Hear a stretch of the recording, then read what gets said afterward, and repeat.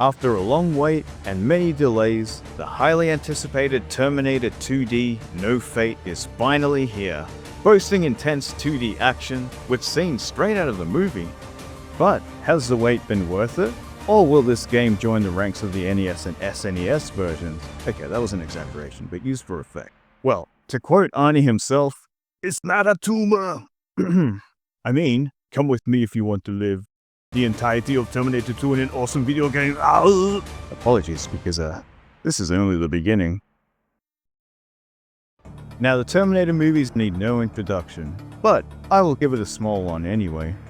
After the success of the original movie in 1984, it wasn't until 7 whole years that they made a sequel, and boy, what a sequel! Often regarded as one of the best sequels ever made, and one of the best action movies, Terminator 2 Judgment Day was a pop culture phenomenon. Released in 1991, the same year as Michael Jackson's Black or White, Sonic the Hedgehog, The Simpsons Do the Bartman. I miss the 90s. Not to mention the explosion of music, like Nirvana's Nevermind. But let's be honest, I was a little kid, and my parents listened to pop, so I was listening to Vanilla Ice. Go ninja, go! As someone born after the first movie but before the second one, Terminator 2 was my introduction to the series. So much so that when I finally watched the first movie, I was kinda shocked to see Arnie as the bad guy. A complete opposite of viewers watching the second movie and being shocked that he's now the good guy. Which, by the way, they spoiled in the friggin' trailer. Seems like the Terminator movie trailers have always been notorious with spoilers. But with the success of the film, also came the video games. And back then, you had an impressive selection, both in the arcades and for home consoles. The ones I remember playing were for the NES and SNES. And I remember them being, pretty rough. I replayed them again recently to see if maybe they weren't as bad as I remember. And hey, I was right. They're even worse. I couldn't even make it past where I left off as a kid. I remember them being pretty bad, but I was even more surprised the second time around. These games don't end up on the Angry Video Game Nerd for nothing. Back then, if you wanted a great Terminator game on home consoles, you could play Contra, or Probotector and Power Regions, or something like Journey to Silius. Basically anything other than what we got, unfortunately. But before I go on a tangent, with the bar set so low, surely Terminator 2D No Fate is finally the awesome Terminator 2 game we've all been waiting for. Now, let's get right into it. Straight off the bat, after the beautiful pixel art intro, we are greeted by a new rendition of the Terminator theme, complete with electric guitars and sounding awesome. Terminator 2D No Fate.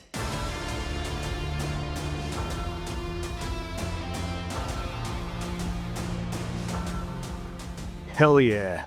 In fact, the Terminator theme and the game's music in general goes hard in this game, often getting interpolated into new remixes.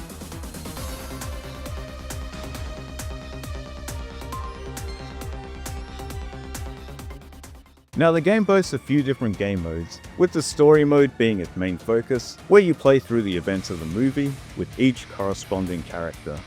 There is also an arcade mode, which sees you progressing through the entire game with limited continues, a practice mode which lets you not only practice or replay levels you've unlocked, but so that you can get the best time or score, as well as a few other game modes that need to be unlocked, which we'll briefly cover later on. Yeah, I've mainly played the story mode, but I also don't want to spoil too much of the extras, but we'll go through them a little bit. You also get to play as 3 different characters. Sarah Connor, who is the most agile character, being able to slide and do melee attacks, as well as being equipped with a pistol and being able to find other weapons scattered around. The T-800, who is the most tanky character, not able to jump, but has the ability to do charge attacks, as well as having a strong melee, and being able to dish out as much punishment as he can receive. Also, apparently they didn't get the likeness of the famous action star, but come on, we all know who it is. I'm not sure why they didn't get his likeness. We got Linda Hamilton and Edward Furlong's likeness, as well as Joe Morton, who played Miles Dyson. Maybe they terminated his contract. And finally, we have John Connor, present in the future war levels and in a few of the present day missions, but you don't play as Edward for long. Huh? As in for long? because it sounds like John Connor plays similarly like his mum, but is kind of an in-between of Sarah and Arnie. He can roll, throw pipe bombs, and find upgrades to his plasma gun in a very Contra-esque fashion. Contra fans will immediately recognize these, especially the legendary spread shot. Oh yeah. Unfortunately, the weapon upgrades only last for a limited time, so get trigger happy. And speaking of time, each level has a time limit. What? Yeah, I didn't immediately notice this. I thought it was counting up. But the amount of time you are given is very fair. And one thing I've noticed it did was encourage me to run and shoot in epic action movie style. Like a coach encouraging me to keep going. Oh my god! Arnold Schwarzenegger? Is it really you? Yes, who do you think it is? Arnold Braunschweiger? Are you here to encourage me to keep playing this awesome game? Of course. Also, your puns are terrible. Wow, this will affect my subscriber count in one way or another. Also, why are you Canadian? Shut up and keep playing. Ow. Where was I? Oh yeah. Before starting any game mode, you are given the option to choose a difficulty, with the hardest one being locked for now. I found No Problemo to be the definitive difficulty. It starts off feeling quite breezy, especially for those who are used to difficult 2D games, but then it ramps up nicely, giving a good challenge while not alienating new players too much.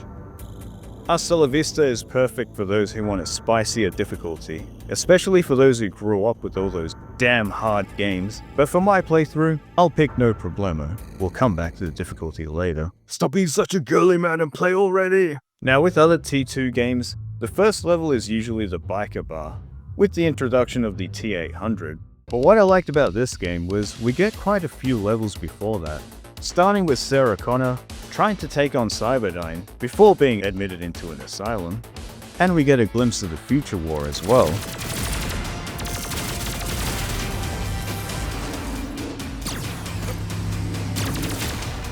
Each level has an awesome setting, with beautiful pixel art that is not limited to a console's hardware, like 16 or 32-bit for instance. And it has some nice layering and parallax scrolling as well. Hi, doggy. Man, if this came out back in the day, it would have blown our minds, and it wouldn't have run on home consoles either. Even though the game offers jumping and shooting, it seems to focus more on the action than it does platforming, feeling more like Metal Slug at times than Contra, but having many, and I mean many, references to Contra, especially the bosses. Just look at this mini-boss, which is straight out of the original game, and the third game as well. Also, that is me on the cover. Ow! And we also have this scene which looks very familiar.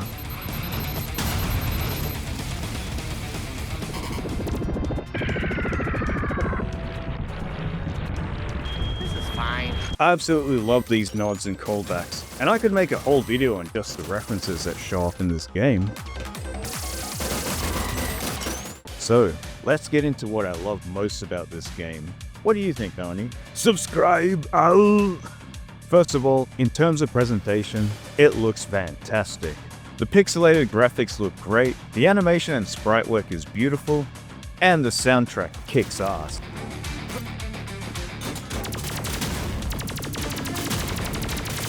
I also like how every character looks in game as well, and how the T800 feels like a walking tank as well. Also, it mentions this game has nudity.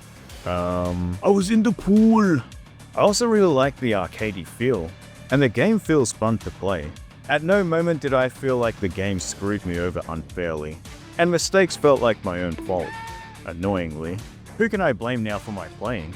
Look in the mirror. A lot of the movie moments translated well into a video game. I remember when I was a kid, after watching a movie that I really liked, I often wondered in my head how they would translate certain scenes into a video game, sometimes even drawing what that would look like. They're not sure I'd add on-road obstacles to avoid in the driving stages after getting Battletoads PTSD. But jokes aside, the challenges presented in this game are super fun to play. Any moment the T-1000 shows up in game is also memorable, made even more so by the iconic music that plays every time he shows up. I audibly gasped the first time I saw him in the game.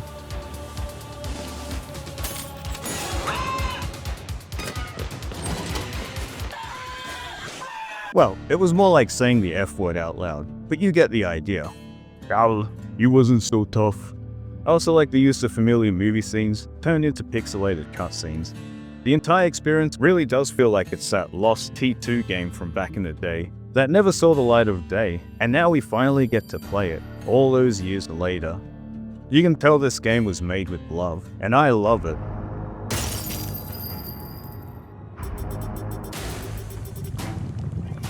But with all the things that I love about this game, there are some minor nitpicks, which might not be much of an issue for those who love difficult 2D games, but I will address them either way. So as I learned halfway through the game, if you get a game over on any difficulty higher than the easiest difficulty, you don't restart the level, you restart the entire game. Yeah, just like the Super Nintendo game. It says it right there in the menu, but yet, I still learned the hard way. But to segue into the next little nitpick, this is something which I've heard a fair bit about this game. The game, or at least the main story mode, is fairly short. It's designed to be finished in one sitting, if you so wish, and after I got game over, I speedrun the first half of the game, speedran, and got back to where I died fairly quickly. Now this is not uncommon for these types of games, but I also understand how limited continues and shorter games might not be to everyone's taste in this day and age.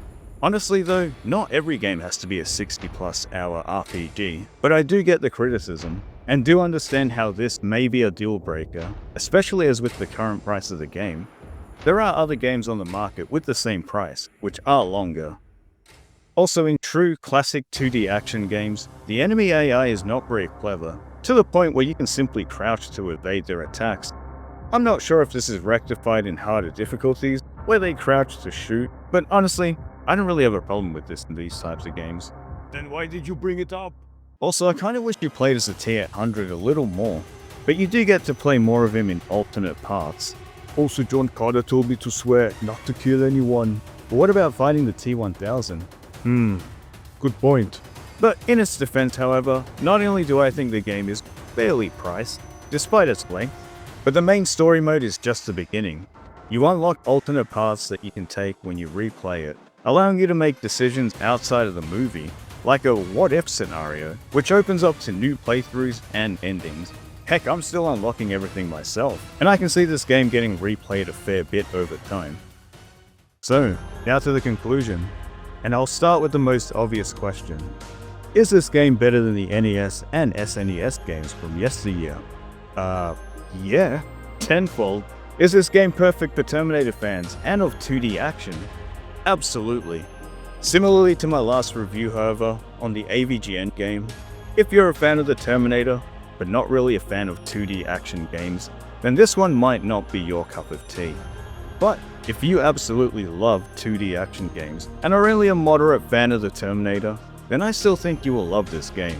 And for anyone who wants to try this out, but are worried about the difficulty, you can still play it on easy and get the full experience. Unlike some games from the 8 and 16-bit era, where the easy mode didn't give you the full experience, or the true ending, you can experience everything Terminator 2D No Fate has to offer, with unlimited continues and a more casual difficulty, if you play on easy.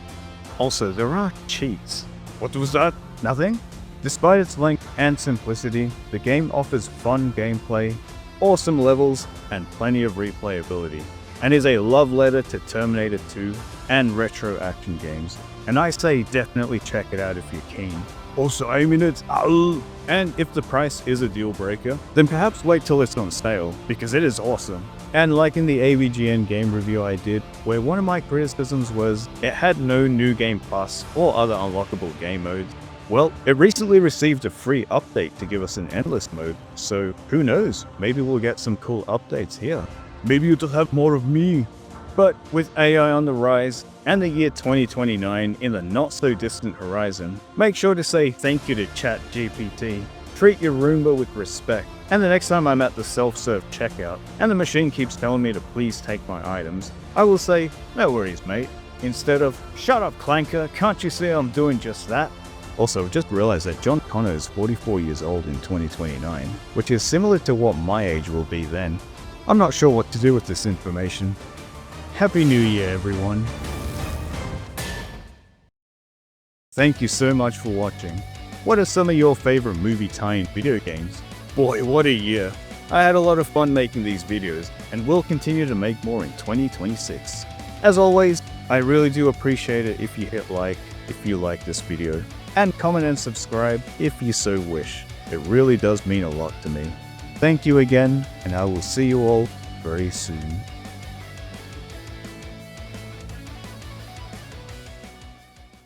Yes, who do you think it is? Uncle Bob the Owl.